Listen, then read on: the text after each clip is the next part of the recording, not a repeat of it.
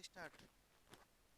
चलो तो हेलो दोस्तों, welcome to our channel Pathfinder for NET JRF और मूल्यांकन टेस्ट जो हम ऑफलाइन क्लासेस में लेते हैं उसका जो 10वां टेस्ट है 10 नंबर का, जो हर वीक अपने होता है, उसमें आपके लगभग 30 क्वेश्चन तो पेपर 1 से रहते हैं और 70 क्वेश्चन आपके ज्योग्राफी से रहते हैं। तो उसका सॉल्यूशन हम आज कर रहे हैं।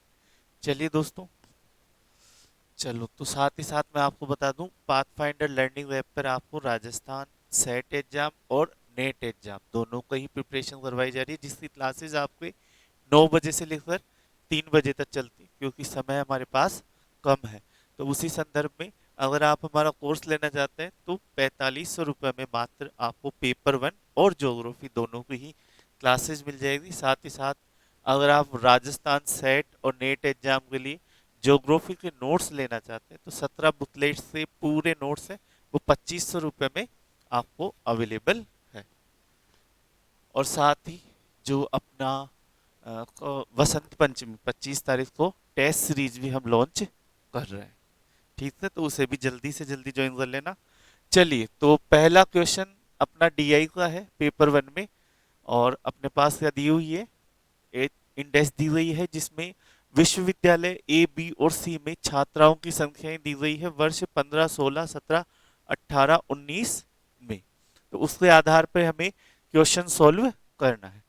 तो बताते जाना मुझे ना। 2018 में विश्वविद्यालय सी में दाखिला लेने वाले बालिकाओं की कुल संख्या तथा उसी वर्ष विश्वविद्यालय ए और बी में दाखिला लेने वाले बालिकाओं की सम्मिलित संख्या का अनुपात हमें बताना है। तो 2000 सन कौन सी है, 18। 18 में हमें सी में बताना है अनुपात ए प्लस बी, ये हो जाएगा ना। ठीक है, तो 18 में सी में कितना है, 15,000, अनुपात ए प्लस बी 20 और 25 45, कितना, 3 0 से 3 0, एक अनुपात 3, कितना आंसर आ रहा है, 1:3। डी आ रहा है ये सब। चलो, दूसरा प्रश्न क्या है, वर्ष 2019 और 2015 में दाखिला लेने वाली बालिकाओं की संख्या में अंतर निम्न में से डैश। ऑप्शन ये है आपके पास, ए बी सी और डी में न्यूनतम है। तो कौन से में है, तो इसमें क्या निकालना पड़ेगा, इसमें निकालना पड़ेगा 2015 और 19। 2015 में ए में 15,000 है और 19 में 25,000, तो अंतर कितना रहे, 10,000।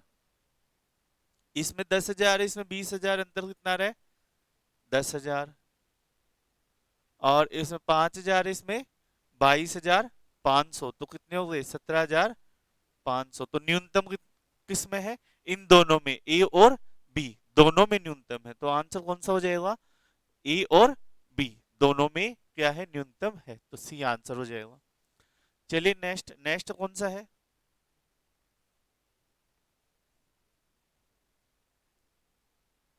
2017 में तीनों विश्वविद्यालयों में दाखिला लेने वाली बालिकाओं की औसत संख्या क्या है।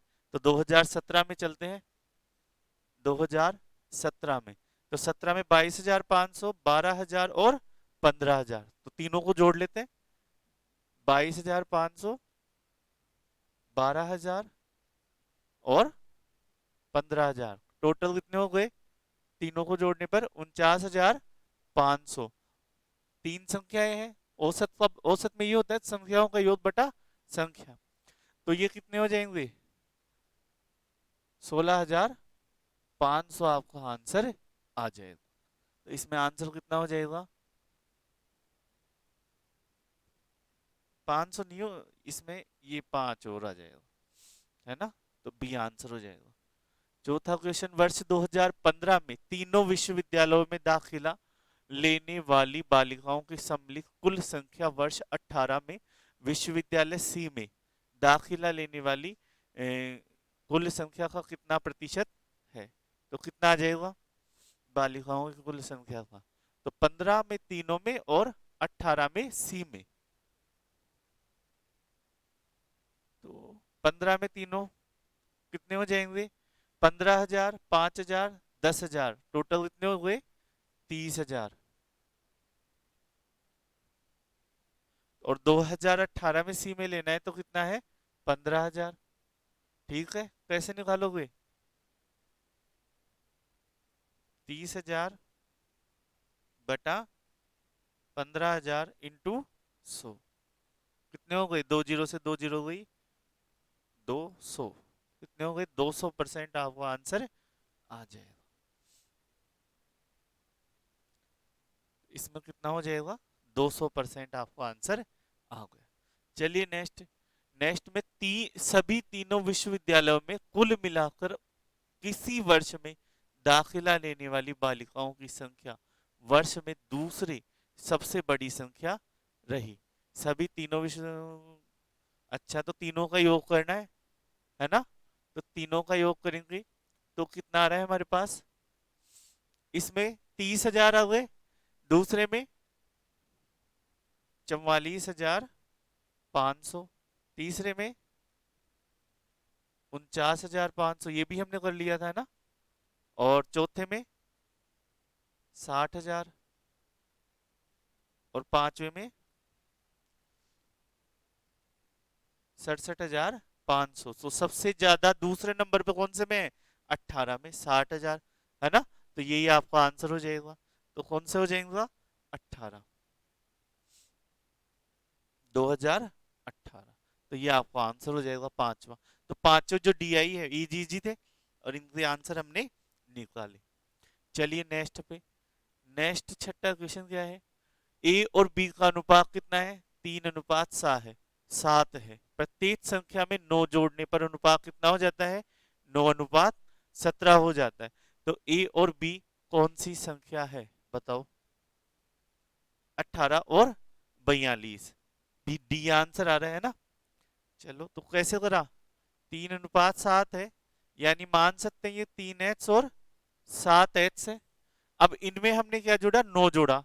तो 3h प्लस 9 बटा 7h+9, ये बराबर किसके हो जाते हैं?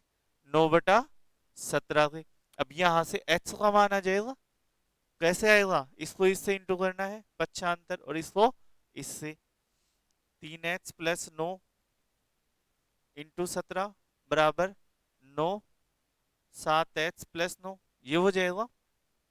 अब इसे सोल्व कर लो। 17 तिया 17 34, 34 और 51, h+17, 170, 153, है ना? बराबर 9 7 63h प्लस 9 नाम 81, 81। अब क्या हुआ? 51h इधर चला जाएगा और 81 इधर आ जाएगा। तो 53 माइनस 81 बराबर 63h माइनस 51h। तो ये कितना बच जाएगा? 12h, है ना? तो 12h, और इधर कितना बच जाएगा? 53, 80, 73, 72, 58 कैसे बचेगा? 72 बचेगा, है ना? 72, है ना? तो हमारे पास क्या आ गया? 72 बराबर 12h। तो h हमेशा अकेला रखना है, तो ये 12 भी इधर आ जाएगा भाग में। तो कितना हो जाएगा? 72/12 बराबर h। कितना हो गया ये? 12 छिंदी 72। तो h बराबर 6 आ गया हमारे पास। ठीक है। तो a और b कौन सी संख्या है ये बताना है ना? तो कितना हो जाएगा? 3 × 6 अनुपात 7 × 6। तो 6×3 = 18 अनुपात 42। तो ए कितना है? 18, और बी कितना है? 42। तो डी आंसर आ जाएगा।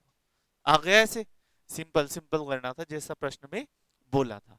अब दूसरा प्रश्न है। ए मिश्रण में एम और डब्ल्यू यानी मिल्क और वाटर का अनुपात कितना है? 9:4 है। यदि इसमें 4 लीटर पानी मिला दिया जाए, यानी वाटर में कितनी वृद्धि हो जाए? 4 लीटर की, तो अनुपात कितना हो जाता है? 3:2 हो जाता है। मिल्क को चेंज करा ही नहीं ना अपन ने, वृद्धि किसमें करी? वाटर में। तो 3:2 हो जाता है, यानी इसमें परिवर्तन कितना हुआ? 4। अनुपात में परिवर्तन कितना हुआ? 2 का। अनुपात में परिवर्तन 2 का बराबर है संख्या में परिवर्तन 4 के। यानी एक अनुपात बराबर किसके है? 2 के। ठीक है, तो प्रारंभिक मिश्रण का अनुपात कितना है? 9:4। यानी टोटल अनुपात कितना है? 13। तो टोटल मिश्रण कितना होगा जब 1:2 के बराबर है? तो टोटल कितना हो जाएगा? 26। तो मिश्रण कितना था? 26 लीटर। आया समझ में? ऐसे करना था, सिंपल सिंपल। एक दुकानदार ने 5 पेन 10 रुपए प्रति पेन की दर से खरीदे। यदि उसने 100 पेन आएगा, 10 नहीं आएगा, 100 आएंगे, है ना। 5 पेन 100 रुपए प्रति पेन की दर से खरीदे, है ना। यदि उसने 3 पेन 115 रुपए पेन की दर से और 2 पेन 95 रुपए प्रति पेन की दर से बेचे, तो उसे लाभ कितना हुआ ये बताना है ना। तो 5 पेन खरीदे उसने, है ना, किस दर से? 100 रुपए एक पेन से। तो क्रय मूल्य कितना हुआ? 500 रुपए। ठीक है, विक्रय मूल्य क्या है? 3 पेन, 5 में से 3 और 2 के अनुपात में बेचे। 3 पेन बेचे उसने 115 से, तो कितने हो गए? 345। और 2 पेन बेचे उसने 95 के हिसाब से, यानी कितने हो गए? 190। तो टोटल 5 पेन उसने बेचे 535 के हिसाब से। ये अपना क्रय मूल्य है, ये अपना क्या है? विक्रय मूल्य है। लाभ क्या हो जाएगा? विक्रय मूल्य माइनस क्रय मूल्य। ठीक है, विक्रय मूल्य कितना है? 535 माइनस क्रय मूल्य कितना है? 500। कितना हो जाएगा? 35। 35 रुपए हमारा आंसर हो जाएगा। ठीक है, चलो नेक्स्ट पे। राम ने शाम से 5,000 रुपए 2 वर्ष के लिए तथा 5600 रुपए लौटाए। राम ने कितने प्रतिशत की दर से ब्याज लिया? बताओ कितने दर से? 6% की दर से। आंसर आ गए 6%। चलो तो निकालते हैं, अपन भी निकालते हैं। मूलधन कितना है? मूलधन कितना है? 5,000। ब्याज कितना है? मूलधन माइनस मिश्रधन कितना हो गया? 600 रुपए। समय कितना है? 2 वर्ष। अब हमें पता नहीं है क्या? दर। तो साधारण ब्याज निकाल देंगे ना। ब्याज हमारे पास 600 आ गया है, मूलधन हमारे पास 5,000 है, इंटू समय 2 है, इंटू दर हमें पता नहीं है, बटा 100। तो ये 2 जीरो से ये 2 जीरो हुई। ठीक है, और ये 50 इंटू 2 कितने हो गए? 100 हो गए। तो 600 बराबर 100 इंटू एक्स। ये 100 इधर आ जाएगा, कितना हो जाएगा? 600 बटा 100 बराबर एक्स। कितने हो गए? 6। ये जो बचा वो क्या है? 6 दर है, एक्स, है ना। तो कितना आ जाएगा आंसर? 6%। चलिए लास्ट मैथ वाला प्रश्न है।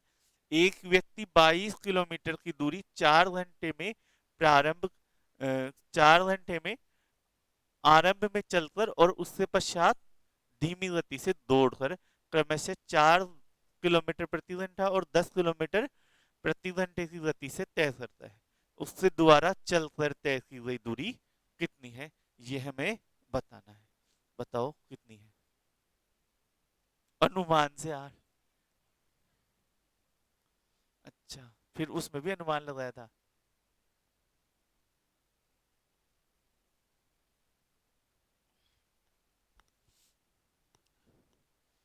निकालते हैं। जैसे 22 किलोमीटर की दूरी तय करी ना उसने, 2 भागों में तय करी। एक तो चलकर और एक दौड़कर। चलने की स्पीड कितनी है? 4 किलोमीटर प्रति घंटा। और दौड़ने की, पर दोनों में ही वो 4 घंटे का टाइम लेता है, 4 घंटे से ज्यादा टाइम नहीं लेता। यानी 4 घंटे का समय उसने, 4 घंटे में उसने 22 किलोमीटर तय करा, है ना। लेकिन उस 4 घंटे को उसने इस तरह से बांटा है कि थोड़ा समय उसने दौड़ा है, थोड़ा समय वो चला है। तो अब मुझे ऐसे बताओ, अब इस 4 घंटे को अगर हम अपन बांटे, मैं बोलूं कि 4 घंटे में वो चला, 2 घंटे चला और 2 घंटे दौड़ा, तो 2 घंटे दौड़ते ही 22, 10 के हिसाब से 20 किलोमीटर, है ना। और दो, 4 दूनी 8, यानी 28 किलोमीटर चलना चाहिए इसी स्पीड से। तो ये भी नहीं बैठेगा रेशो, है ना। तो अब रेशो क्या बैठ सकता है अपना, सीधा सीधा वैसे ही निकाल लो। क्या बैठ सकता है अगर दौड़ने की दूरी पूछ रहा है, तो 10 से अनुपात में ही आएगी ना हमेशा, है ना। तो मैं बोलता हूं कि 1 घंटा वो दौड़ा है चलकर, है ना।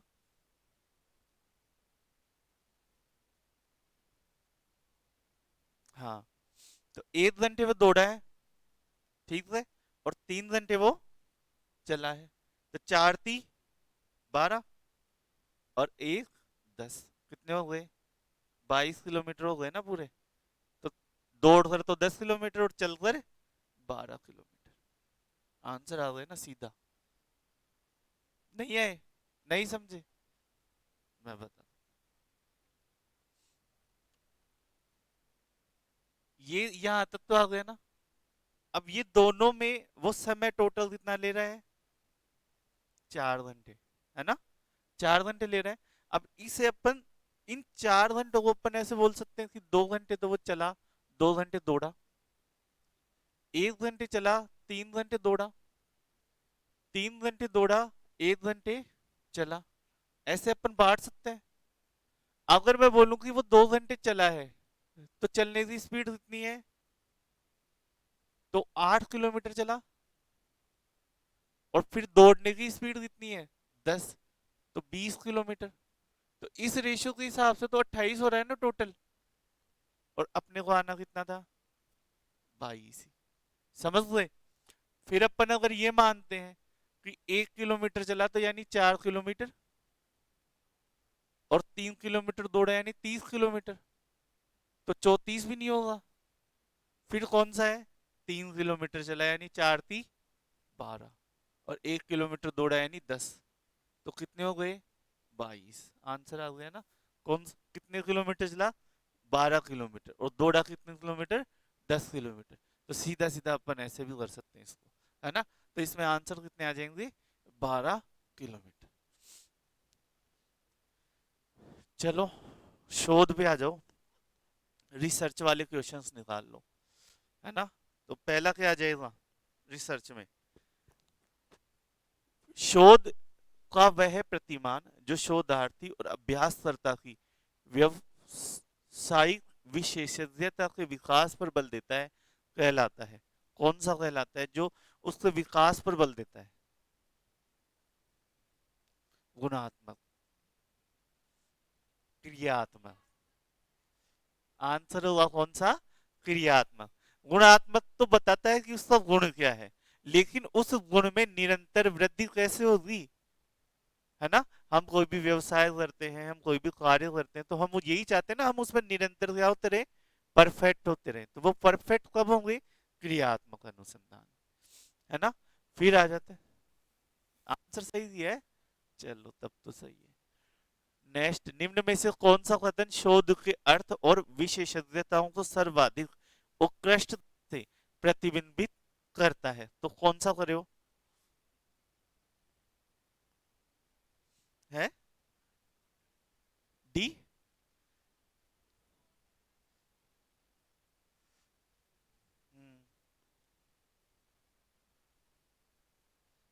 ये तो नहीं होगा, फिर कौन सा होगा, इसमें आंसर हो जाएगा डी, ये होगा, है ना। शोध का अर्थ यथा स्थिति को चुनौती दे, तभी तो अपन शोध करते हैं कि जिस स्थिति में जो चीजें हैं, जो कार्य हो चुका है, उसे आगे हमें बढ़ाना है, ठीक है। दूसरा, शोध तथ्यों और सूचनाओं के संग्रह का प्रयास है, नहीं। तथ्य और सूचनाएं संग्रह का प्रयास शोध नहीं है, उन तथ्यों और सूचनाओं से निष्कर्ष निकालने का प्रयास है ना। हम करते हैं, तथ्य भी इकट्ठा करते हैं, है ना, संग्रह भी करते हैं, पर वो वहीं तक थोड़ी शोध है। शोध तो उससे बाद में चालू होता है ना, आंकड़े इकट्ठा करने उससे बाद में। शोध निगमनात्मक और आगमनात्मक प्रक्रियाओं का संश्लेषण है। सही बात है, निगमनात्मक और आगमनात्मक दोनों विधियां हैं, उन दोनों के आधार पर हम करते हैं, यानी इनपुट और आउटपुट दोनों ही मेथड है। शोध का अर्थ अपने दावों और आस्थाओं को प्रमाणित करना है। सही है क्या? नहीं। जो हाइपोथेसिस आप मानते हैं वो गलत भी हो सकती है और सही भी हो सकती है। ये नहीं हम बैठते हैं कि हम क्या है, हमने जो मान लिया उसे हमें सही ही सिद्ध करना है, तो ये वाला बात नहीं होती। शोध प्रतिवेदन अध्ययनों की एक सावधानी पूर्वक समीक्षा है, नहीं ये भी नहीं है। अध्ययनों की सावधानी पूर्वक समीक्षा तो एक उसका पार्ट है, समझ रहे हो, उससे ज्यादा है। और शोध ज्ञान की एक समीक्षात्मक एवं भावपूर्ण खोज है, तो ये सही है। तो आंसर कौन सा हो जाएगा इसमें? डी। नीचे दिए हुए दो समुच्चयों में समुच्चय ए और समुच्चय बी है, और इनके आधार पर आपको बताना है कि कौन सा किसे दर्शाता है। तो पहले में क्या आ जाएगा? प्रयोगात्मक शोध क्या होता है? हम्म?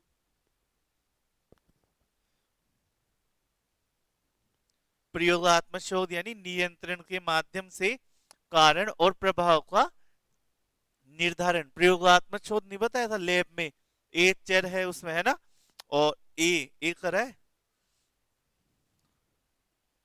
अच्छा यही अलग था क्या? हाँ, ए सही है। 4 5 2 और 3। दूसरा कौन सा है? कार्योत्तर विधि। प्रशिक्षित प्रभावों से कारण परक कारकों का पता लगाना। ऐतिहासिक विधि में क्या हो जाएगा? पूर्व घटित घटनाओं के स्वरूप को मुख्य और गौण स्रोतों के माध्यम से स्थापित करना। और नृजातीय विधि में क्या आ जाएगा? साझाकृत व्यवहारों के स्वरूपों का अध्ययन करना। तो ये सारी विधियां हैं इसमें। नृजातीय यानी सामाजिक समझ लो एक तरह से, है ना, तो वो जो समाज का, जातियों का, इनका, है ना। फिर आ जाते हैं नेक्स्ट पे। इसमें क्या है? शोध के उन चरणों या सोपानों की पहचान कीजिए जिसमें नैतिक निहितार्थों का मुद्दा प्रासंगिक होता है, दिए गए कोट में अपना उत्तर चुने। हाँ, नैतिक मुद्दे, नैतिक चीजें इसमें होती है शामिल, तो वो बताया हुआ है ना। हम्म। हाँ। हाँ, ये आएगा क्या इसमें? इसमें आ जाएगा बी, सी, ई और एफ। शोध उपकरणों के उपयोग के माध्यम से प्रदत्तों को संकलन करना, और प्रदत्त विश्लेषण और प्रयुक्त विधि, और एफ है निष्कर्ष और प्रमाणों की प्रतिवेदन प्रस्तुति। नैतिकता के आधार पर बताना था, चयन पद्धति को परिभाषित करना, हल प्रस्तावित करने के लिए परिभाषित करना है। कल्पित यानी मानना, हाँ, कल्पित यानी मानना। तो इसमें आंसर हो जाएगा सी, ई और एफ। शोध उपकरण, प्रदत्त विश्लेषण और निष्कर्ष और परिणामों के प्रतिवेदन। प्रतिवेदन यानी सुझाना, है ना। फिर आ जाते हैं नेक्स्ट पे, वही है सूची और सूची दो। इसमें आपके शोध पत्र, कार्यशाला, संगोष्ठी, शोध प्रबंध सारे बताए हुए हैं ना, बताए थे, इसकी एक चीज लिखवाई थी, तो बताओ। शोध प्रबंध, शोध प्रबंध में क्या आएगा?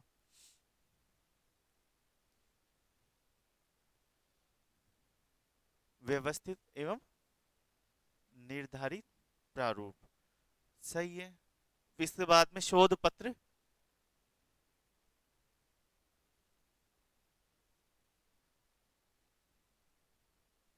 कौन सा? कृत शोध की संक्षिप्तता पर आधारित,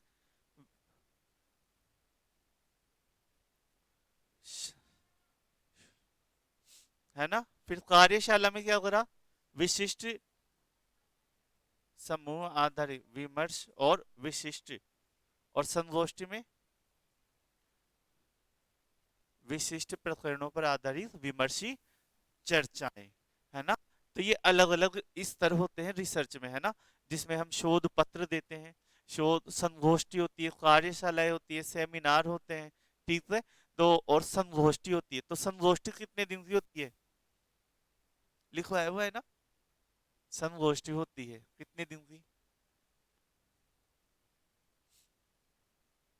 तो याद नहीं है, 1 या 2 दिन की, है ना।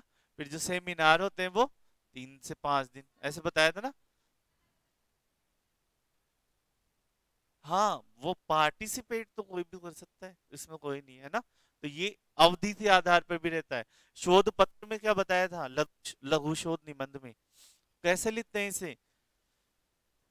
चर्चाएं होती है किसी एक टॉपिक पर, है ना। किसी एक टॉपिक पर, तो पहले क्या होता है, टॉपिक का नाम होता है, फिर उसके बाद में हम कीवर्ड लिखते हैं उससे, और फिर उसके बारे में उसकी चर्चा देते हैं। तो कितने पेजों का होता है ये? 50 पेजों का शोध शोध पत्र हो गया। सार होता है वो तो, शोध सार, है ना। शोध पत्र कितने का बताया था? 10 से 15 पेजों के बीच में। ये एक अलग ऑप्शन दिख रहा था तो ये कर दिया, है ना। चलो। एक शोधार्थी किसी जिले में विद्यालय को बीच में छोड़ देने वाले छात्रों की दर पर अभिभावकों की सामाजिक आर्थिक स्थिति के प्रभाव का अध्ययन करने की योजना बनाता है। यह किस प्रकार का शोध कार्य है? परिकल्पना, नृजातीय, प्रायोगिक परिकल्पना, या फिर गैर प्रायोगिक परिकल्पना परीक्षण? कौन सा है?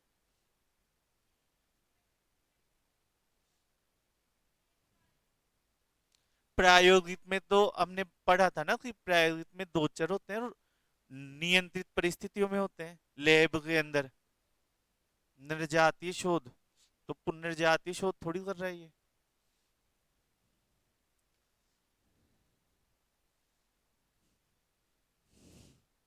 गैर प्रायोगिक परिकल्पना परीक्षण शोध, है ना। कौन सा?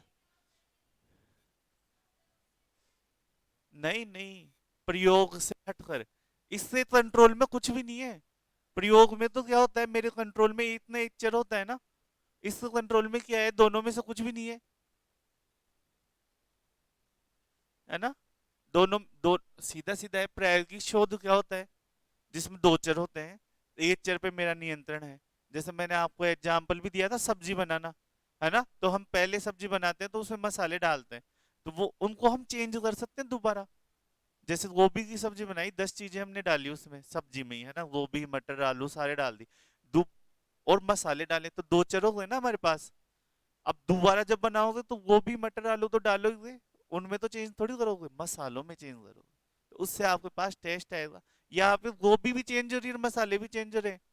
इस इस इस इंसान के पास कुछ भी नहीं है कंट्रोल में, है ना। नहीं तो डर है कंट्रोल में, ना ही बच्चों को वो रोक सकता है। दोनों ही चीजें कंट्रोल में नहीं है ना। तो वो किस में आ जाएगा, गैर प्रायोगिक में। मूल्यांकन प्रक्रिया को नाम निम्नांकित विशेषताओं में से निर्माणात्मक मूल्यांकन का वर्णन करने वाली विशेषताओं की पहचान करें और सही कूट का उत्तर चुनें। मूल्यांकन उत्तर अनुदेशात्मक घटना है। मूल्यांकन अनुदेश से दौरान घटित होता है। मूल्यांकन को कार्य नीति निर्माण करते हैं। मूल्यांकन सर्वाधिक रूप से घटित होता है। मूल्यांकन का उद्देश्य शिक्षण प्रक्रिया में सुधार करना है। मूल्यांकन छात्रों एवं शिक्षक की प्रतिभागिता पर आधारित होता है। बताओ, देखो मूल्यांकन बताया हुआ है क्या? क्या बताया हुआ है?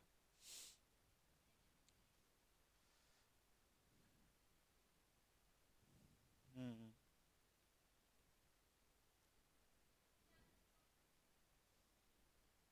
अच्छा।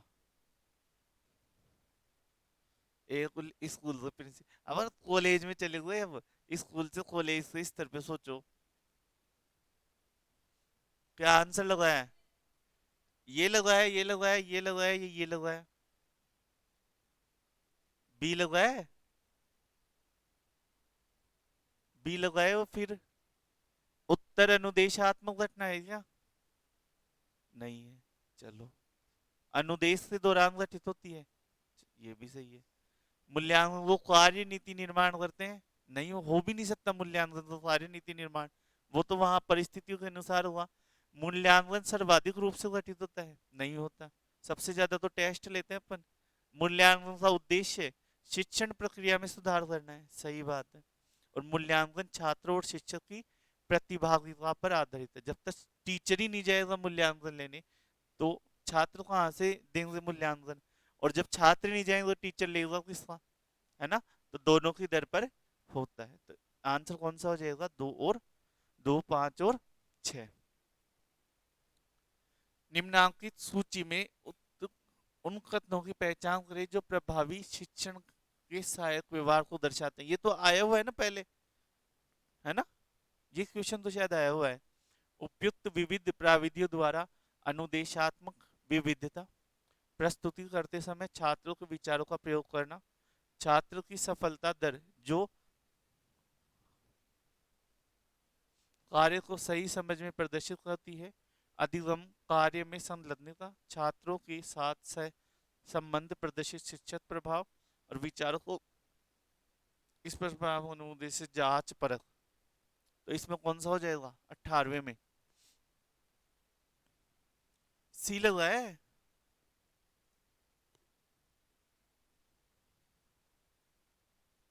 और इसने लगा है, आंसर हो जाएगा ए। मतलब आता तो है, रिसर्च है कृष्णा को, रिसर्च, तब तो सही है। पढ़ा नहीं।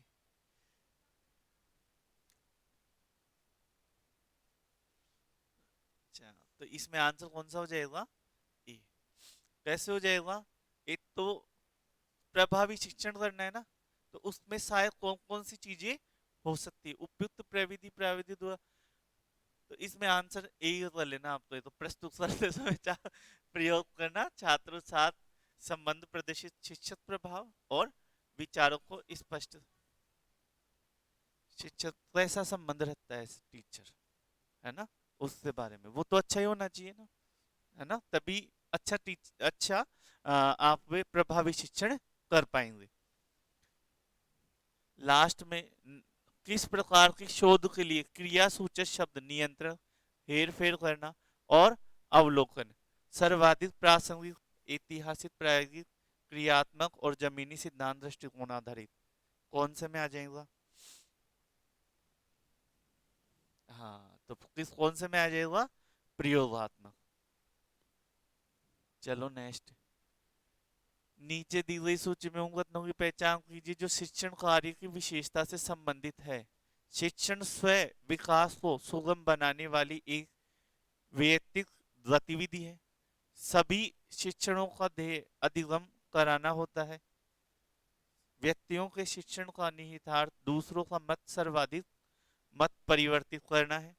शिक्षण अपनी प्रकृति में दिख होने के बजाय त्रिक है। शिक्षण का अर्थ है कि विचारों का विक्रय किया जाए। शिक्षण का तात्पर्य छात्रों के मस्तिष्क तक पहुंचना है। ज्यादा से ज्यादा फैलाया जाए। हाँ, तो इस संदर्भ में तो फैलाना होगा। विक्रय का मतलब क्या होगा? फैलाना होगा।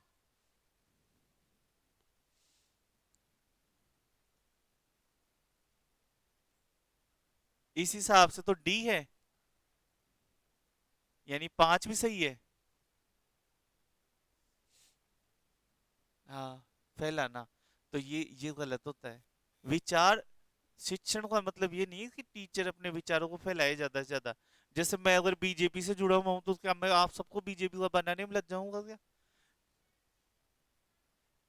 विचार।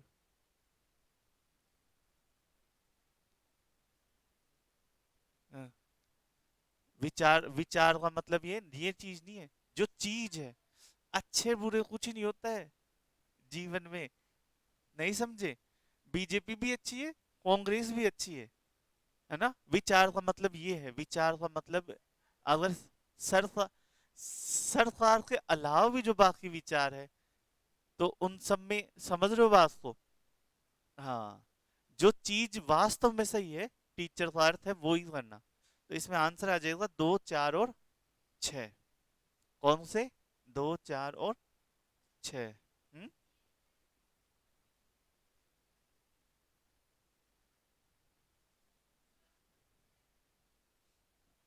नहीं नहीं, खुद को नहीं होगा, स्वयं विकास में नहीं होगा, है ना। ये आंसर नहीं होगा इसमें। सभी शिक्षणों का ध्येय अधिगम कराना है, सही बात है। अधिगम यानी एक अप्रोच होती है जो पढ़ाने की, है ना, वही होता है अधिगम कराना। और व्यक्तियों की शिक्षा का निहितार्थ दूसरों का मत परिवर्तन करना नहीं है, ये भी नहीं होगा। मत परिवर्तन नहीं करना है अपने को, है ना। शिक्षण अपनी प्रकृति में द्विक होने के बजाय कैसा होता है, त्रिक होता है। द्विक यानी दो, और त्रिक यानी त्रिक, है ना, तीन। तो तीन का मतलब हो गया, जैसे हम पढ़ाते हैं तो पढ़ाने की जो प्रक्रिया है उसमें मूल्यांकन हो गया, पढ़ाना हो गया और समझाना, तो वो तीनों उसमें शामिल हो गई, है ना। जैसे हम पढ़ाना, बोर्ड के ऊपर पढ़ाना, समझाना, और बच्चों का क्या लेना, मूल्यांकन। मूल्यांकन कैसे लेना, मूल्यांकन में भी दो तरीके हो गए, एक तो मौखिक वाला और एक रिटर्न वाला।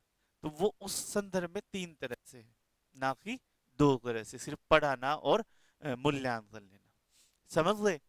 तो और ये किस में आ जाएगा, विचारों का विक्रय भी नहीं होगा, और शिक्षण का तात्पर्य छात्रों के मस्तिष्क तक पहुंचना, तो ये तो है ही। उन्हें मस्तिष्क तक पहुंचना है, और विचार डाले भी जाते हैं, लेकिन बस ये चीज एक गलत होती है टीचिंग में, ये बात ध्यान रख लेना। आप अभी तो ऑनलाइन वाले सिस्टम में तो लगते ही है ना, कई टीचर्स पर विचार इल्जाम लग रहे हैं कि वो अपनी विचारधारा को आगे बढ़ा रहे हैं, जैसे मार्क्सवाद को आगे बढ़ा रहे हैं, आपने सुने भी होंगे, डिबेट चलती रहती है।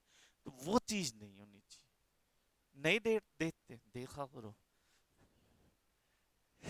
सामाजिक विज्ञान में प्रयोग मूलक शोध निम्न में से किससे संबंधित है, सकारात्मक दर्शन से, काल्पनिक, ऐतिहासिक और धार्मिक।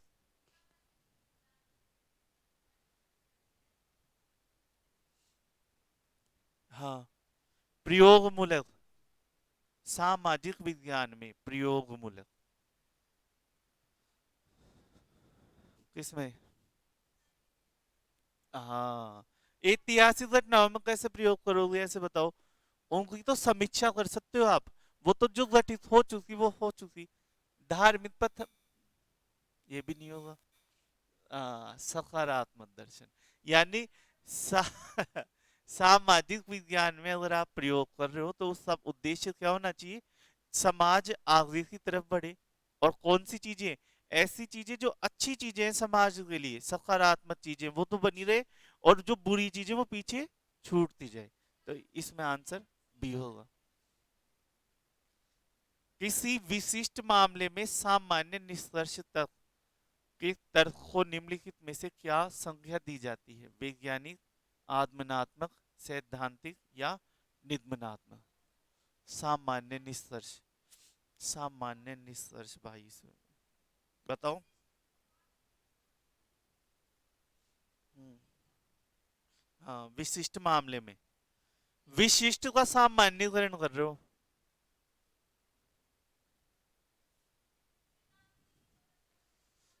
सैद्धांतिक तो विशिष्टीकरण हो गया, तो विशिष्ट चीज थी उसको सामान्य में बदल रहे हो, है ना। एग्जाम्पल भी दिया था मैंने आपको कि लाइट है वो हम सब तक पहुंचा रहे हैं, है ना। तो वो सामान्यकरण हो गया। पर लाइट बनी कैसे, ये सिद्धांत तो विशिष्ट है ना। ये थोड़ी सबको पता है, लेकिन लाइट चालू करना सबको आता है, लेकिन बनाना नहीं आता। तो वो किस में आएगा, वो आता है आगमनात्मक। आगमनात्मक यानी इंग्लिश में क्या अर्थ होता है, आउटपुट देना, ज्यादा से ज्यादा, है ना। ज्यादा से ज्यादा लोगों तक सामान्य चीज को, नहीं, नहीं, तो आउट इसका आत्मन, इनपुट, हाँ, इनपुट देना, हाँ, इनपुट हो जाएगा, हाँ, सिद्धांत। हम्म,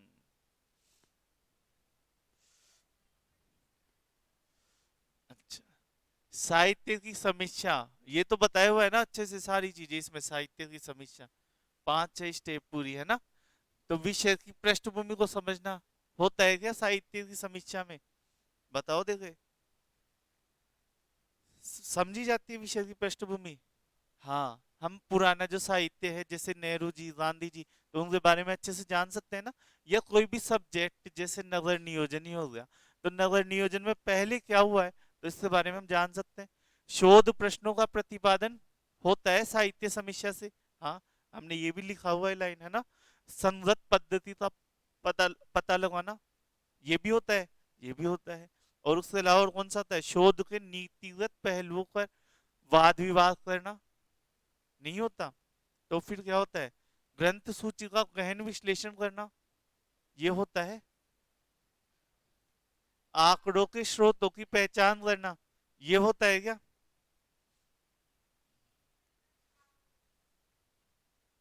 हम्म, ये होता ये सी आंसर आएगा, है ना। ये क्यों होगा, ऐसे बताओ। इस हम्म, इससे हमें पता चलेगा कि हमें अपने शोध के लिए, जैसे पुराना शोध है नगर नियोजन पे हो गया, नगर नियोजन, और कौन से शहर का? हमने मान लिया कि जयपुर शहर के नगर नियोजन पर शोध हुआ है। ठीक है, कौन से शहर पर? जयपुर शहर से। अब मुझे करना है भीलवाड़ा शहर या अजमेर शहर के नगर नियोजन पे, तो मैं इसको पढ़ूंगा। ठीक है, और इससे मुझे पता चलेगा कि इस विद्वान ने जो जयपुर शहर के नगर नियोजन पे शोध किया है, तो उसने डाटा कहाँ कहाँ से लिए हैं। तो उससे मुझे पता चलेगा ना, मुझे भी मेरे शोध के लिए कहाँ कहाँ से डाटा चाहिए। तो साहित्य समीक्षा से ये पता चलेगा या नहीं चलेगा, है ना। तो हमें एक गाइडेंस मिलती है कि हमें कहाँ से डाटा लेने हैं। तो आंकड़ों के स्रोतों की पहचान भी आसानी से इससे हो जाती है। चलो अब नेक्स्ट पे चलो। यदि आपको स्पीयर मैन की रो का परिकलन करना हो, तो आप किस प्रकार के आंकड़े प्रविष्ट करेंगे? कौन से वास्तविक मान वाले द्विविभाजन, रैंक और नामिक आंकड़ा? तो कौन सा आ जाएगा इसमें? रैंक वाला। रैंक साइज के बारे में ये बताता है। कौन सा?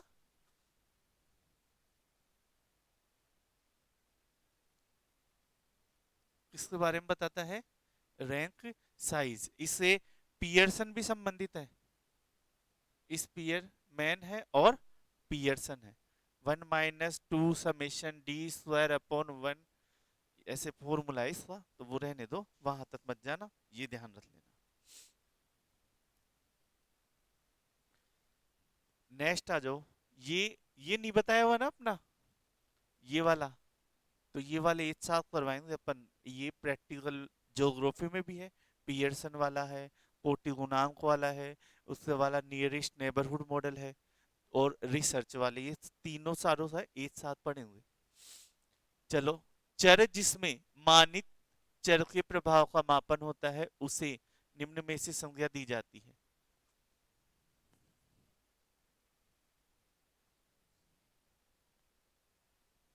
हम्म, तो उसे क्या बोलेंगे, बताओ। चर जिसमें मानित चर के प्रभाव का मापन होता है, उसे निम्न में से संज्ञा दी जाती है। नियंत्रित, मिश्रित, स्वतंत्र या आश्रित? डी लग रहा है, तो आंसर हो जाएगा बी। कौन सा आंसर हो जाएगा? बी, आश्रित चर, है ना। अब देखो इसमें क्या बोल रहा है, चर जिसमें मानित चर के प्रभाव का मापन होता है, यानी मान रहा हूं मैं ये, है ना, और इस पर प्रभाव पड़ेगा, यानी मैंने इसमें परिवर्तन करा, तो इसमें ऊपर और नीचे परिवर्तन जो भी होगा, यानी ये आश्रित है किस पर? इस पर। जब तक मैं इसमें चेंज नहीं करूंगा, इसमें चेंज नहीं होगा। समझ रहे हो बात? तो आश्रित ही हुआ ना ये, सीधी सीधी लाइन लिखी हुई थी। हाँ, तो इसको चेंज होगा ना, पर प्रभाव इस पे पड़ेगा ना, तो ये आश्रित हुआ ना।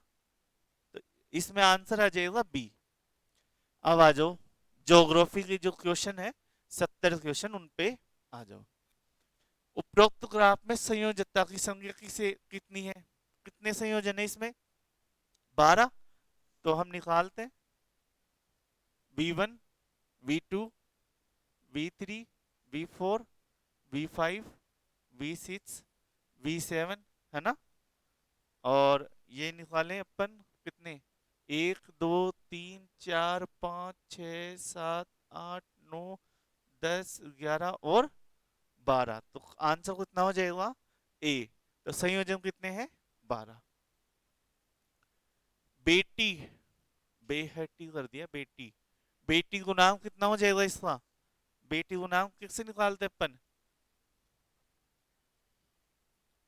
ई माइनस वी प्लस जी, है ना। तो ई कितने हैं 12, वी कितने हैं 7 और जी कितने हैं 1, कितना हो जाएगा 6 आ जाएगा आंसर, है ना। तो म्यू बराबर कितना हो जाएगा 6।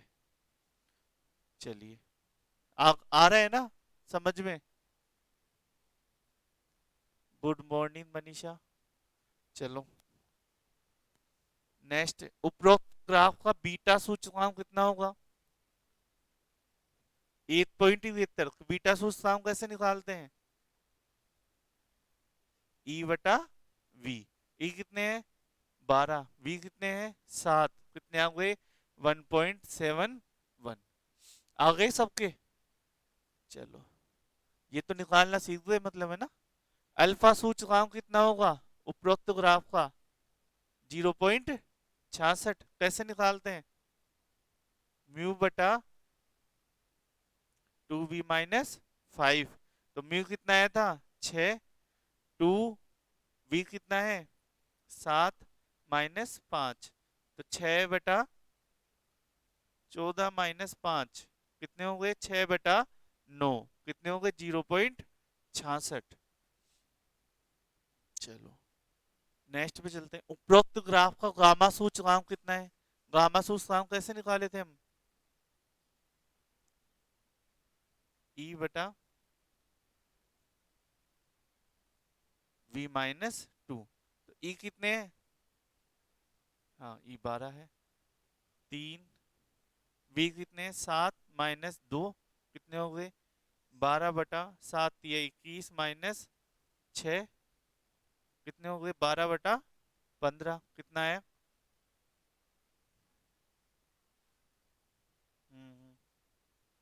4/5, 0.8। सी आंसर आ गए, सही है। तो यहां तक हमने 5 क्वेश्चन कर लिए जल्दी जल्दी। ईटा सूचकांक ये कैसे निकला, हाँ ये भी देने, तो इसे हम मान दे लेते हैं, ये 5 है, ये 5 है, ये 5 है, ये भी 5, ये 10 और ये 10, ये भी दे लेते हैं। V1 V2 V3 V4 E1 E2 E3 E4 E5 और E6। चलो तो ईटा सूचकांक कितना होता है, टोटल लंबाई ई, तो टोटल लंबाई कितनी आ रही है 40, और ई कितने हैं 6, कितने आया आंसर 6.66, ए हो गया ना आंसर। चलो ये सारे अच्छे से करे हुए हैं। अब नेक्स्ट, नेक्स्ट कौन सा है इसमें बताओ, थीटा। थीटा में क्या होता है टोटल लंबाई बटा वी, तो टोटल लंबाई कितनी है अपनी 40, और वी कितने हैं 4, तो 40/4 कितने आ गए 10, ठीक है।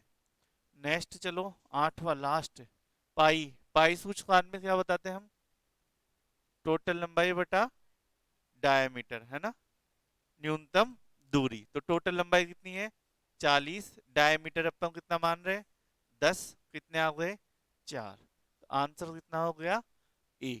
तो अपन ने टोटल 8 क्वेश्चन निकाल लिए, सारे डायमीटर वाले थे, है ना, मतलब जो सूचकांकों से संबंधित होते हैं। सारे सही हो गए। चलो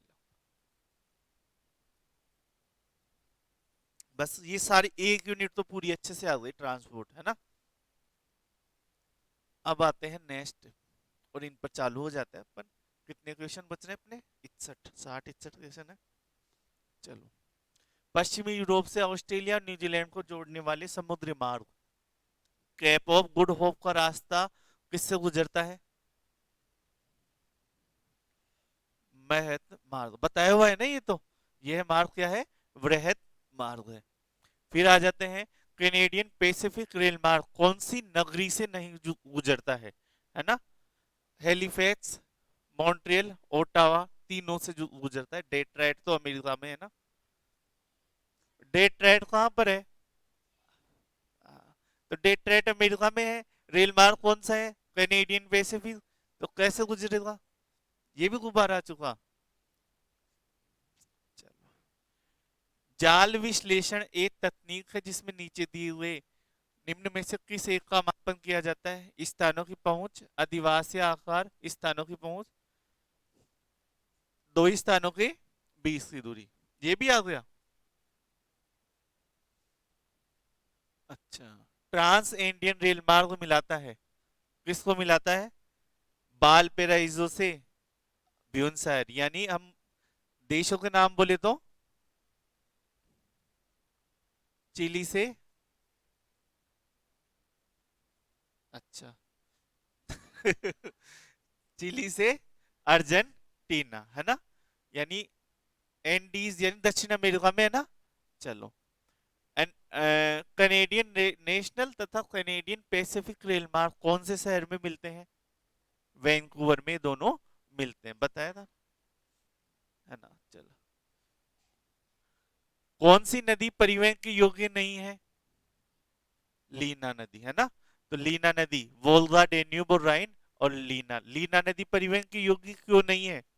बताओ। कहाँ पे बहती है ये बहती है साइबेरिया वाले क्षेत्र में, रूस में है ना। और कहाँ पे जाती है? उत्तरी सागर में जाकर, अटलांटिक आर्कटिक ओशन में जाकर गिरती है ना। और सर्दियों में बाढ़ आती है, जम जाती है ये, है ना। तो इसी वजह से लीना नदी है वो परिवहन योग्य नहीं है। फिर आ जाते हैं नेक्स्ट में, निम्नलिखित पत्तनों में से कौन सा गोदाम पतन है? तो इसमें आंसर कौन सा आ जाएगा? कोलंबो, लंदन, सिंगापुर या सिडनी? सिंगापुर है ना। सिंगापुर यहीं पे रुके जाते हैं ना, तो इसे गोदाम पतन के रूप में भी जाना जाता है। नेक्स्ट, निम्नलिखित में से कौन सा सही नहीं है? तो भारतीय पत्तनों की तेरह की विशेषता लिखाई थी ना मैंने। चलो, तो मुंबई प्राकृतिक गोदी वाला पतन है ना, हान शेवा नहीं है ना, हानु शेवा जेएलएन वो था कृत्रिम। ये तो मुंबई तो प्राकृतिक ही था, है ना। इससे विकल्प के रूप में बनाया गया था वो, है ना। तो वो तो, ये तो है ही कांडला खंबा की खाड़ी में, ये नहीं है। ये मैंने लिखा है ना, कच्छ की खाड़ी लिखवाया था ना। फिर कोलकाता हुगली नदी का अंतर्देशीय पतन है, सही है ना। हुगली नदी में अंदर में स्थित है। और चेन्नई कृत्रिम है, तो ये कृत्रिम सही है। इस तट पर, पश्चिमी तट पे कौन सा कृत्रिम है? प्राकृतिक। पूर्वी तट पे प्राकृतिक कौन सा बंदरगाह है? विशाखापट्टनम। और पश्चिमी तट पर कृत्रिम कौन सा है? नया, मुंबई का बाहर का करने के लिए, है ना। कौन सा था? नाहान शिवा जेएलएन, जवाहरलाल नेहरू, है ना। चलो, तूतीकोरिन वहां पर है। हाँ, चेन्नई में है ना, वो तमिलनाडु में। और एन्नोर उधर ही है, तमिलनाडु। हाँ, कंप्यूटराइज्ड है, वो चेन्नई से बाहर कम करने के लिए बनाया गया था। चलो, तो जिब्राल्टर है, कोलंबो है, सिंगापुर है और लंदन है। हमें जाना है कहाँ से? लंदन से याकोहामा जाना है। और हम भूमध्य सागर, लाल सागर वाला मार्ग है वो अपनाते हैं। तो बंदरगाह कौन कौन से आएंगे? तो हमें पता है लंदन से जा रहे हैं याकोहामा, तो लंदन तो आएगा ही आएगा ना। तो पहले लंदन आएगा, तो ऑप्शन यही बच रहा है ना। फिर जिब्राल्टर, फिर कोलंबो, और फिर सिंगापुर आ जाएगा। तो इसमें दो और तीन, आंसर डी हो जाएगा इसमें। बोनस मान लेना, है ना। तमिलनाडु में सही है। चलो नेक्स्ट, कौन सी नदी यूरोप के व्यापार की जीवन रेखा कहलाती है? विस्चुला, सीन, वेजर, राइन। तो कौन सी नदी है? राइन नदी। विश्व का सबसे लंबा रेल मार्ग ट्रांस साइबेरियन रेल मार्ग कहां से कहां तक जाता है? है ना? कौन से तक? व्लादिवोस्टोक से लेनिन ग्राड तक लिखवाए हुए हैं, दोनों लिखवाए हुए हैं। है ना? सेंट पीटर्सबर्ग भी लिखवाया हुआ है और लेनिन ग्राड भी लिखवाया है। तो आंसर कौन सा हो जाएगा? ए आंसर हो जाएगा। तो बीच में इसमें जो रास्ते आते हैं वो पता है क्या? स्टेशन कौन कौन से आते हैं? मॉस्को, फिर नीचे उतरना है। हाँ, टॉमस, ओमस, it's it it Thomas, है ना? और खरबोवस्त। और फिर हम आ जाते हैं वहां पर बॉल्डी वोस्टक तक। अमूर लाइन तो वो खरबोवस्त से अमूर तक जाने वाली वो लाइन। और अमूर लाइन। चीता से, हाँ, चीता से खरबोवस्त, चीता से खरबोवस्त जाने वाली लाइन कौन सी है? अमूर लाइन। हाँ हाँ। चलो, भू आकार की आकारमितीय विश्लेषण काल का संबंध बताया जाता है किससे? भू आकार की उच्चावच से। हम्म। वाल्टर प्रेंग के अनुसार ढालों का विकास मुख्यतः नियंत्रित होता है। छोटे टेस्ट में आया था शायद ये तो, है ना? किससे? उत्थान तथा अपरदन की गति से। होम्स के अनुसार संवहनी तरंगें पृथ्वी के अध स्तर में गतिशील होकर विपरीत दिशाओं में प्रभावित होती है। कहां पर? मध्य महासागरीय घटक, ओमस, टॉमस, तुकमस। सही है मनीषा, है ना? भू अभिनति कहां पे आ जाएगा? प्लेट की संधियों पर या इसमें डी, मध्य महासागरीय घटक के नीचे। पढ़ा है अच्छे से? वेदनर के सिद्धांत के अनुसार पेंजिया का विभाजन कब प्रारंभ हुआ? कार्बोनिफेरस युग में। हमने बहुत बार अच्छे से पढ़ा इसको, है ना? फिर आ जाएगा एफ बी टेलर ने महाद्वीपीय विस्थापन सिद्धांत प्रतिपादन किया।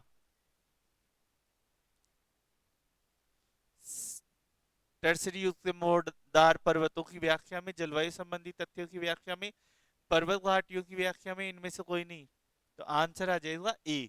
लिखी थी ना अपन ने लाइन ऐसे की ऐसे कि पर्वतों की व्याख्या के लिए इसने दिया था।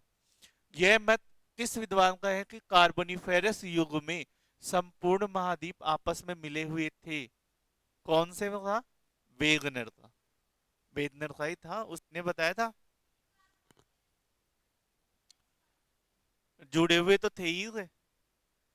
ठीक है। फिर आ जाओ, निम्न में किस विद्वान ने प्लेट विवर्तनी सिद्धांत का प्रतिपादन किया?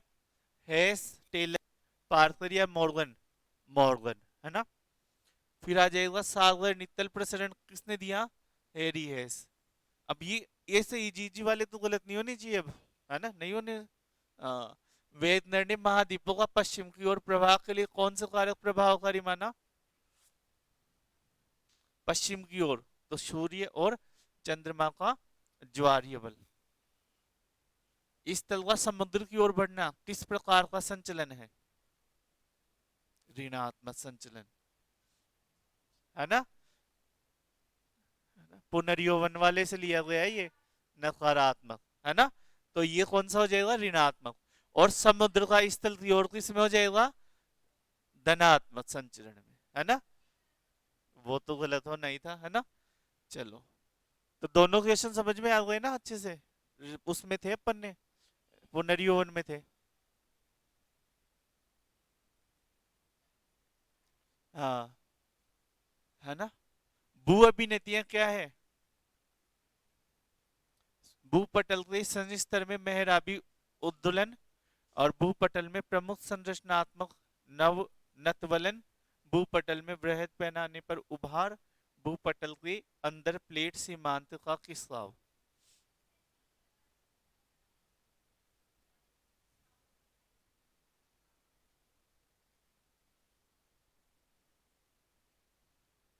ऑप्शन में नहीं लगा है, दिमाग तो लगा ले, लेकिन ये क्या होगा?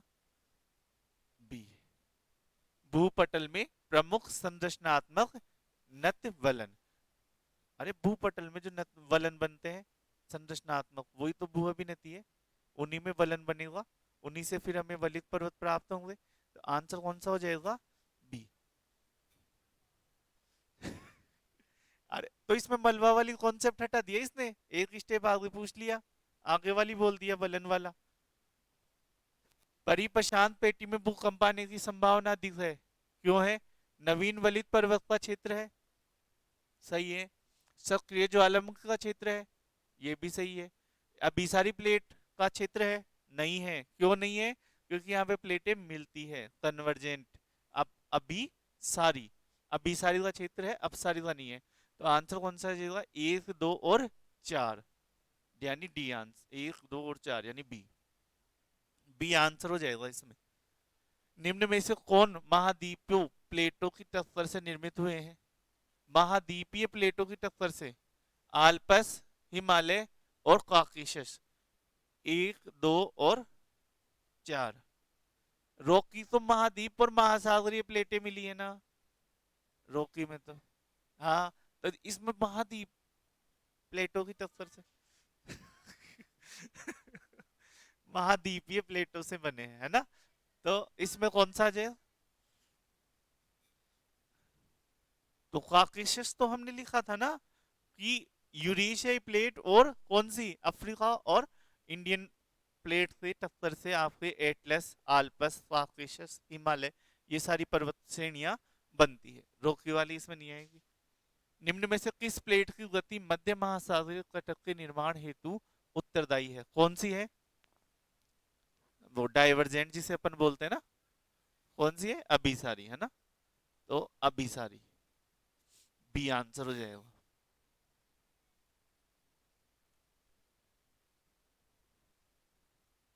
मध्य महासागरीय कटक के लिए, है ना। तो डाइवर्जेंट, है ना। हाँ, तीन। अपसारी, अभिसारी पे लगा दी थी अपन। हाँ, ये आंसर हो जाएगा, ये हो जाएगा इसमें आंसर, है ना, अपसारी। हवाई द्वीप सक्रिय ज्वालामुखियों के लिए जाने जाते हैं, क्यों? क्योंकि यहाँ पे प्लेटें क्या है, मिलती है, और सभी भ्रंश और विभ्रंश पाए जाते हैं। अग्निशिखा के ऊपर स्थित है, ये आरोही संवहनी है। बताओ।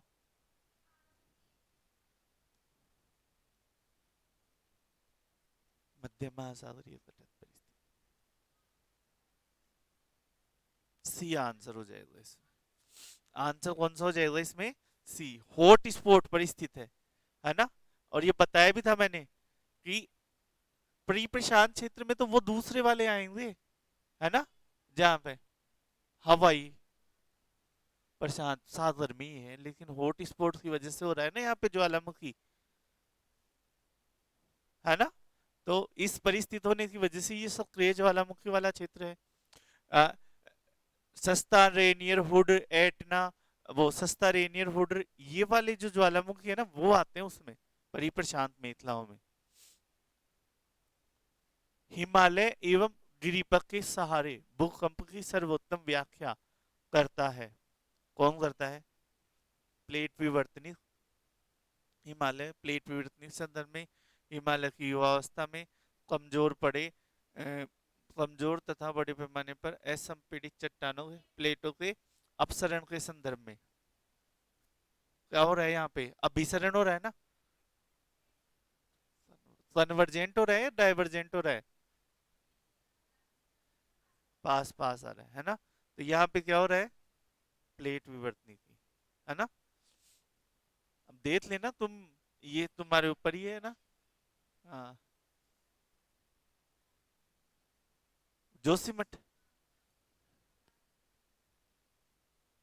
हाँ, तो वो तो जमा हुआ हुआ है, वो अभिनति वाला क्षेत्र ही है, एक तरह से। हम्म।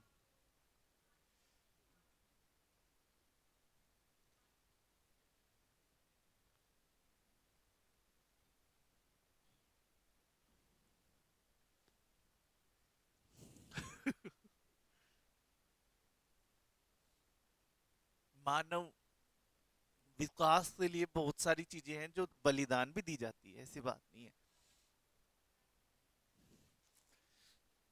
एक ही माल है, बस एक बार झटकाएगा अच्छा सा और सारा सारा हो जाएगा। चलो, विभिन्न परिणाम और गहरे केंद्र वाले विश्व के कुल भूकंपों का सर्वाधिक प्रतिशत बड़ी प्रशांत पेटी में पाया जाता है, लिखाया था ना मैंने, है ना? कितना प्रतिशत? 80% लिखवाया था लगभग, है ना? बड़ी प्रशांत पेटी के सहारे अधिकतर भूवर्ग विवर्तनिक अपसारी गति तथा तंजन्य भ्रंशों के कारण आते हैं, है ना? भ्रंशों के कारण थोड़ी आते हैं, वहां पे तो वलन वाला सिस्टम बनेगा ना। तो इसमें आंसर कौन सा हो जाएगा? सी। मिल रही है ना पेटे, तो मिलने से भ्रंश कैसे बनेगा? हिमालय की उत्पत्ति भारतीय उपमहाद्वीप के यूरेशियाई भूखंड से टक्कर के फलस्वरूप हुई है, सही है क्या? हिमालय की उत्पत्ति भारतीय उपमहाद्वीप, सही है। भूपर्पटी प्लेटों का अभिसरण, अभिसरण प्राय पर्वत निर्माण से संबंध है, तो सही है और व्याख्या भी कर रहे हैं, ये आंसर हो जाएगा। दिया हुआ चित्र, तो दिया हुआ चित्र ये है,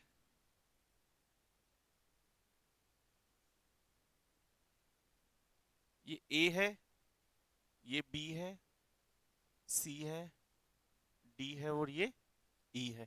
तो दिए हुए चित्र में, यानी ये मैंने बताया था ना, ये अपर कर्व है और नीचे वाला कौन सा है? लोअर कर्व है ना? तो इनमें अंतर बता रखा है। तो दिए हुए चित्र के अनुसार बताना है, एक ही स्थिति केवल उत्थान को दर्शाती है क्या पैंक मॉडल में? नहीं है, उत्थान को नहीं दर्शाती। उत्थान और अपर्दन दोनों की दर साथ साथ चलती है, ठीक है। बी स्थिति की तुलना में ए स्थिति पर उत्थान की कम गति को प्रदर्शित कर रहा है, सही है क्या? उत्थान ज्यादा हो रही है बी में, है ना? ए में कम है, क्यों? क्योंकि इसका ये ऊंचाई भी तो ज्यादा हो रही है ना, इसका मतलब यहाँ पे क्या बोलते हैं, अपवर्तन की तुलना में उत्थान ज्यादा है। और ए में क्या है? समान गति चल रही है। जब बी में आते हैं तो बी स्थिति पर अपवर्तन की तुलना में अधिक उत्थान को, ये सही है क्या? अपवर्तन की तुलना में अधिक उत्थान को प्रदर्शित कर रहा है,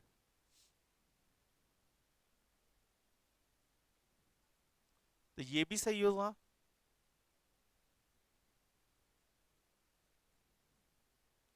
डी की तुलना में, हाँ, डी की तुलना में ई स्थिति अपवर्तन की दर अधिक है, डी की तुलना में ई पर अपवर्तन की दर अधिक है, ये गलत है।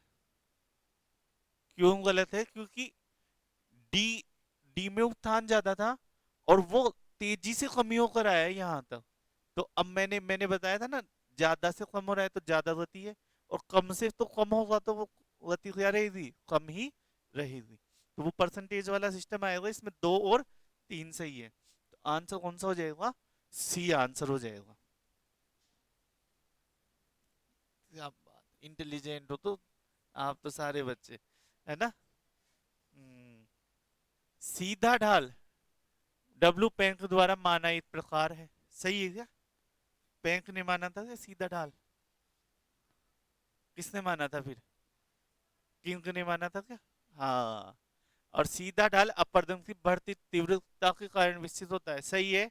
तो आंसर कौन सा हो जाएगा? डी। प्रपाती ढाल वही है क्या? पहली बार से ही हो रहे तो पढ़ने का परिणाम है तो ये, है ना? गोंडवाना भूभाग के टूटने का क्रम प्रारंभ हुआ था ट्रियासिक में, कौन से में? ट्रियासिक में गोंडवाना टूटा था, ट्रियासिक में, जो नीचे वाला। जुरासिक में तो डायनासोर गायब हुए थे, है ना? तो कौन सा आ जाएगा? डी। मध्य अटलांटिक तटक निर्माण की प्रक्रिया लक्षणिक उदाहरण है, किस चीज का उदाहरण है? सागर नितल प्रसरण तो आएगा ही आएगा, है ना? और कौन सा आ जाएगा? अभिसरण, डाइवर्जेंट, यानी दूर दूर जाना। दूर दूर कौन समझाएगा? अब हाँ,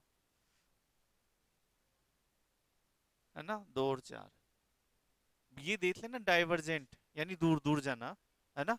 तो अर्थ पता है ना हिंदी में, चलो सही है। मुझे हिंदी में अर्थ नहीं पता इनका, प्रयास कर रहा हूं मैं, लेकिन मुझे इनका हिंदी अर्थ में हो जाता है। महाद्वीपीय प्रवाह सिद्धांत के बारे में बताना है। यह महाद्वीपों और महासागर द्रोणियों के स्थायित्व में विश्वास करता है। इसका मुख्य उद्देश्य अतीत के जलवायु परिवर्तनों की व्याख्या करना था। इसे ब्रिटेन के अल्फ्रेड वेगनर ने प्रतिपादित किया, जो मूलतः एक भूवैज्ञानिक थे। हाँ, जलवायु वेदता थे। इसका विश्वास था कि है, नहीं ब्रिटेन थे। इनका विश्वास था कि अरब में सभी स्थल खंडों आपस में जुड़कर महान स्थल रूप पेंजिया का निर्माण किया था। तो आंसर कौन सा हो जाएगा? कौन सा करो? तीन तो गलत हो ही जाएगा। पहला सही है क्या? दो और चार, है ना?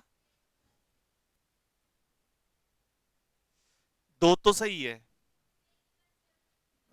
जर्मनी का था। हाँ। हम्म, दो और चार, दो और चार हो जाएंगे। डी, दो और चार।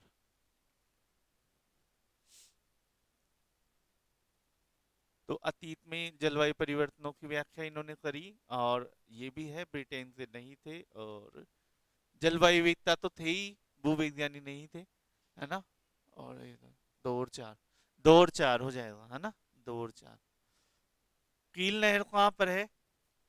उत्तरी सागर और बाल्टिक सागर, सू नहर, सुपीरियर और होरुन, वेलेंड नहर, ईरी और ओंटेरियो, और राइन मैन डेन्यूब नहर कहाँ पर है? उत्तरी सागर को काला सागर से जोड़ने के लिए। तो इसमें आंसर कौन सा हो जाएगा? ए में तीन, बी में, बी में दो, सी में एक, और डी में चार। तो ये आंसर हो जाएगा, है ना? निम्न में से कौन सा एक बंदरगाह विश्व के कॉफी बंदरगाह के रूप में जाना जाता है? बताया था ये, अपन ने विचार भी लगाया था कि ये बंदरगाह है जिसका नाम सै से चालू होता है ना? तो वो कौन सा है? सेंटोस।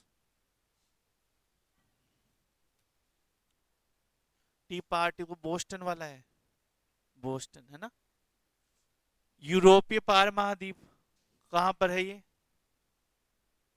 पार एंडीज, तो ये ब्यूनस आयर्स से वालपेजरो, पार साइबेरियन लेनिनग्राड से वोल्डी वोस्टक तक, ओरिएंट एक्सप्रेस पेरिस से इस्तांबुल, और पार यूरोपियन पेरिस से वर्साई।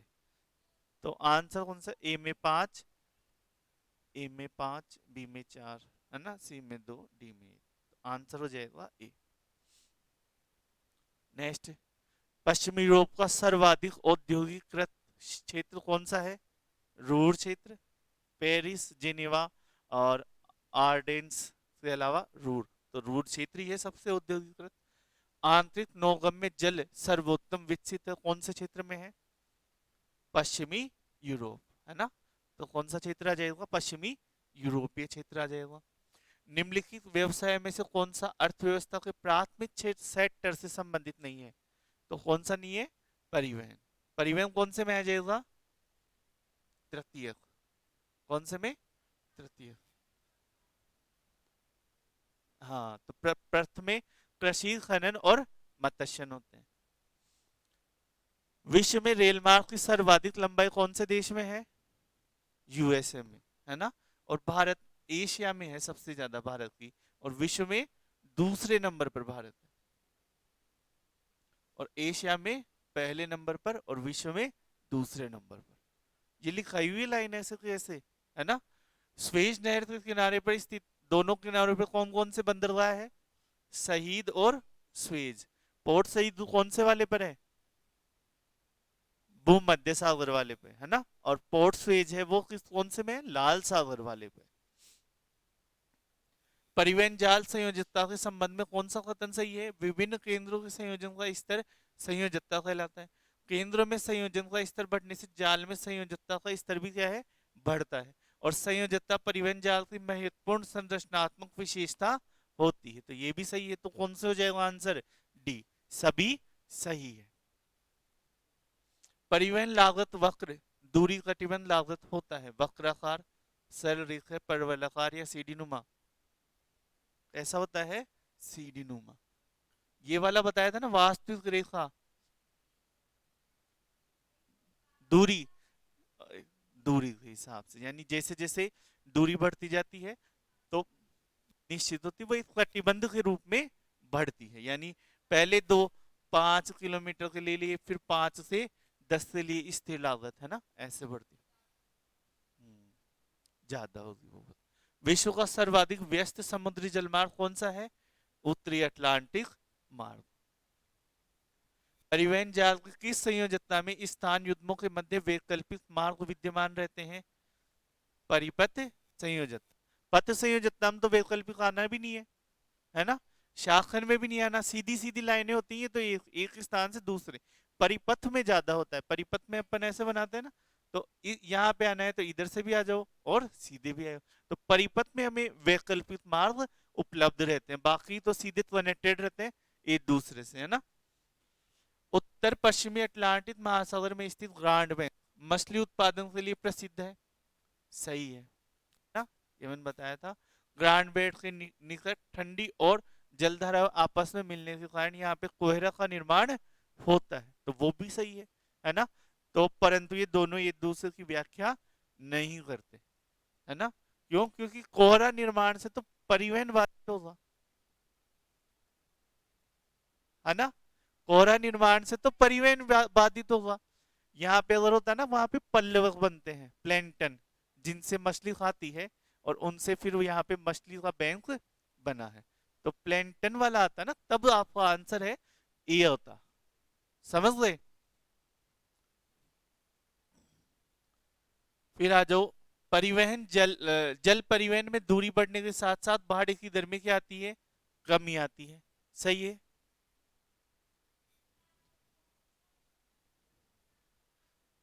कौन सा छोड़ दिया?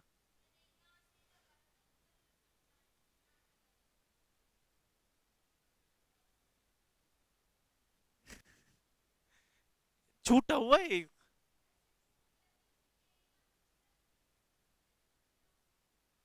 अच्छा। अच्छा। जल परिवहन में दूरी बढ़ने के साथ साथ भाड़ा दर में क्या आती है? कमी आती है। सही बात है क्या? सही है। सीमांत प्रभार कम हो जाते हैं। सीमांत प्रभार यानी जैसे जैसे दूरी बढ़ती जाएगी वैसे वैसे क्या हो जाते हैं? भाड़े दर में किराए की दर। यानी अगर हम बोले कि एक को 1 किलोमीटर से 10 किलोमीटर जाने में चेंज हो दर, है ना, और एक क्या है, 1 किलोमीटर से 100 किलोमीटर जाने में दर हो कम, तो कौन से में होगा? ये इसी व्याख्या कर रहा है। क्योंकि आप जैसे जैसे एक बार 100 किलोमीटर तक चले गए ना जल परिवहन में, तो ये है, या 200 किलोमीटर, उससे बाद में रेट क्या हो जाती है? बहुत धीमी गति से बढ़ती है।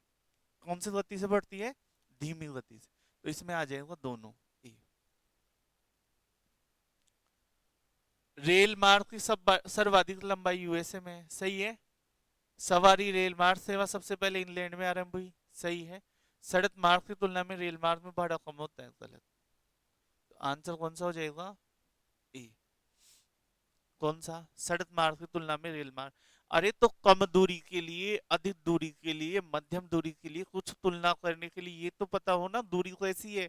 इसमें दूरी दे ही नहीं रखी, सीधा बोल दिया सड़क मार्ग की तुलना में रेल मार्ग में भाड़ा कम होता है। तो सड़क मार्ग में भी कम होता है कम दूरी के लिए, रेल मार्ग महंगी पड़ती है उसमें, है ना। तो इसमें तुलना तो कर रहा है, पर कौन सी परिस्थिति में ये चीज नहीं दे रखी, तो ये गलत हो जाएगा, है ना। एक और दो सही हो जाएगा। ऊर्जा परिवहन संचरण किसी देश की मूलभूत सुविधाओं में सम्मिलित किए जाते हैं। सही बात है ना, या नहीं है? मूलभूत सुविधाओं से आर्थिक विकास में सुविधा मिलती है। सही है। और दोनों चीजें व्याख्या भी करती हैं, तो आंसर हो जाएगा ए। निम्नलिखित कथनों में सत्य नहीं है, तो आंसर स्वेज नहर यूरोप की जीवन रेखा है। सही है। सुनहर सुपीरियर हॉरियन सही है। वेलेन नहर इरी और ओंटारियो ये भी सही है। कील नहर बोस्निया की खाड़ी और बाल्टिक सागर, ये गलत हो जाएगा, है ना। कील नहर तो ऊपर है ना, ये बाल्टिक सागर ये नीचे जोड़ रहा है, उत्तरी सागर को जोड़ती है कील नहर। हाँ, है ना। पाइपलाइन वस्तु परिवहन का एक सस्ता साधन है, सही है क्या? सही बात है। पाइपलाइन के द्वारा तरल और ठोस पदार्थों का परिवहन किया जाता है। नहीं, ठोस नहीं होते, तरल पदार्थ होते हैं सिर्फ, है ना। और पाइपलाइन किसी भी प्रकार के भूभाग में बिछाई जा सकती है, सही है। तो एक और तीन।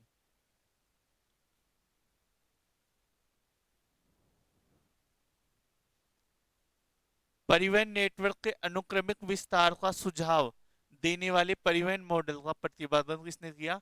टाफे, मोरिल और गुल ने, जो अपन कल पढ़ेंगे, है ना। टाफे तो पढ़ लिए थे अपन, लेकिन इस मॉडल को अपन कल पढ़ेंगे। उत्तरी अटलांटिक महासागर मार्ग विश्व का सर्वाधिक महत्वपूर्ण मार्ग है, क्योंकि ये वाला भी सही है क्या, लेकिन उस संदर्भ में नहीं है कि यहाँ पे रेलवे रेल वो जलमार्ग क्यों डेवलप हुआ, है ना। तो इस संदर्भ में नहीं, इस संदर्भ में यही आ जाएगा, क्योंकि दोनों किनारों पे यहाँ क्या है, विकसित देश स्थित। निम्नलिखित में किस सिद्धांत में संवहन तरंगों का सिद्धांत समाहित है? कौन से में? निहारिका, महाद्वीपीय विस्थापन या महाद्वीपीय फिसलन, इन तीनों में नहीं है। कौन से में है? प्लेट विवर्तन में संवहन तरंगें भी शामिल है। उत्तरी अमेरिकी प्लेट व यूरेशियाई प्लेट के बीच में सीमा कैसी है? अभिसरण की दशा है ना। अभिसरण यानी दूर दूर जाना, है ना। चलो, अभिसरण यानी पास पास आना, तो ये पास पास थोड़ी आ रही है, उत्तरी अमेरिकी प्लेट और यूरेशियाई प्लेट, ये तो दूर दूर जा रही है। डाइवर्जेंट, डाइवर्जेंट, और ये ना दूर दूर जा रही है। मध्य अटलांटिक तट बन रहा है, और ये प्लेटें दूसरे से क्या हो रही है, दूर दूर जा रही है। निम्न में से कौन सा कथन सही नहीं है? विश्व का सबसे ऊंचा शिखर एवरेस्ट है, सही है। अकांकागुआ पर्वत दक्षिण अफ्रीका में स्थित है, ये भी सही है। किलिमंजारो अफ्रीका में स्थित है। और एशिया महाद्वीप का सबसे ऊंचा शिखर कंचनजंगा है, ये गलत है। कौन सा है? एवरेस्ट। तो आंसर हो जाएगा डी। ये ऐसे ही सामान्य नॉलेज के लिए दे दिया था मैं। वलित पर्वतों के संदर्भ में बताना है, ये खनिजों से समृद्ध होते हैं? नहीं होते। इनमें उपस्थित दर्रों के कारण परिवहन समस्या नहीं होती है, सही है क्या? दर्रे होने से परिवहन में तो समस्या होती ही है इन वलित पर्वतों में। इनके निर्माण में भ्रंश का योगदान होता है, भ्रंश की वजह से बनते हैं वलित पर्वत।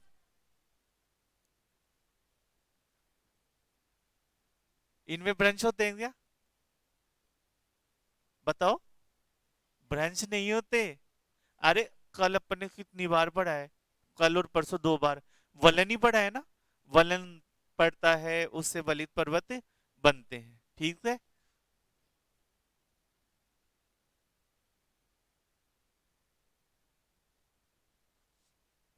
तो इसमें आंसर कौन सा हो जाएगा? डी। मनीषा, उत्तरी अमेरिकी प्लेट और यूरेशियाई प्लेट पास नहीं आ रही, दूर दूर जा रही है ना। वो किससे जा रही है? दूर दूर, प्रशांत प्लेट के पास में हो रहा है वो सारा चीज, अगर अपन देखें ना उसे। हम्म, हम्म, हम्म, इतना पता होने के बाद भी गलत हो जाता है ना। कोई नहीं, ये अपनी उत्तरी अमेरिकी प्लेट हो गई। और इनसे मध्य कौन सा है? ये है मेरी यूरेशियाई प्लेट हो गई, है ना। तो ये दोनों प्लेटें एक दूसरे से दूर जा रही है, और बीच में एक क्या बन रहा है, ऐसा आकार का कटक बन रहा है ना। ये प्लेटें हैं दोनों, ये दूर दूर जा रही है, ठीक है, यहां से। लेकिन अगर हम इधर देखें ना, आप इस साइड से देखोगे कि सर ये दोनों पास पास, नहीं तो पास पास आ रही है उत्तरी अमेरिकी और प्रशांत प्लेट, ये दोनों पास पास आ रही है। और इधर यूरेशियाई और प्रशांत प्लेट। तो ये प्रशांत प्लेट से अगर प्रशांत महासागर में देखोगे ना, तो उधर से पास पास आ रही है। पर हमारे पास कौन सा है? उत्तरी अटलांट अमेरिकन प्लेट और यूरेशियाई प्लेट। तो हम इन दोनों प्लेटों को देखेंगे, है ना, और ये दोनों एक दूसरे से दूर दूर जा रही है। फिर आ जाते हैं नेक्स्ट पे 68। प्लेटों के अपसरित छोर अटलांटिक महासागर तक सीमित है ना। भूपटल का निर्माण प्लेटों के अपसरित छोरों पर होता है। सही है क्या? दोनों अपसरण यानी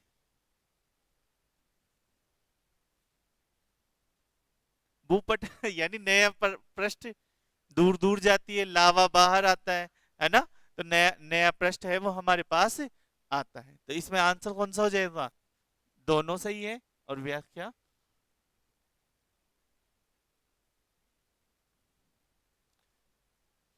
इसमें आ जाएगा बी, है ना। व्याख्या नहीं कर रहा है, दोनों अलग अलग अलग अलग चीजों के बारे में बता रहे हैं दोनों। तो इसमें आ जाएगा बी, है ना।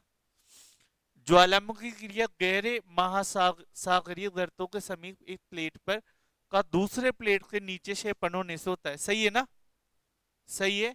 प्लेट के क्षेपण के कारण तापमान में क्या होती है? वृद्धि होती है, और आंशिक द्रवीकरण होता है, और मेदमा का जनन होता है। तो दोनों सही है, और दोनों की क्या है? व्याख्या भी कर रहे हैं। तो ये आंसर हो जाएगा।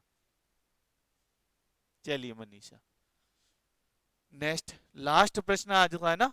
पर्वत निर्माण के सिद्धांत को अनेक प्रकाशित होने के अनुक्रम में व्यवस्थित कीजिए, है ना।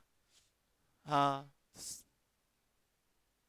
हाँ तो वो तो एक ही बात है ना।